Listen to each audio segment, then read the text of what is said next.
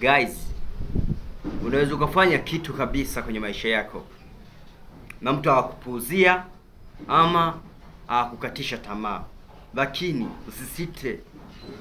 Wito ni wito tu brother, wito ni wito. Usikate tamaa na maneno ya watu. Walizonazo walitafuta kama wewe unavyohangaika sasa.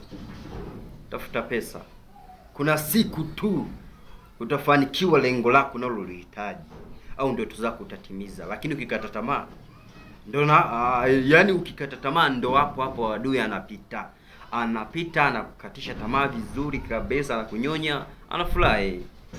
Sasa mimi somo la leo nawaambia ndugu zangu mnaonisikiliza, msikate tamaa. Usijifunze kukata tamaa hata siku moja, na usisahau kimoja. Mtanisaidia kitu kimoja kabla ya kuendelea na hii issue.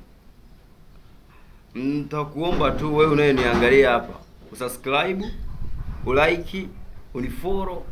Lakini mimi huwa siombei amri sana, nakuomba. Sio hivi yani sio kama na force sana. Yani nakuomba tu nisaidie kwa hilo. Nikikuvutia nitakushukuru sana. Ndio hicho kwenye maisha. Amini kwamba kwenye maisha kila kitu huwa kipingiki hata siku moja. Mimi ninavyokwambia.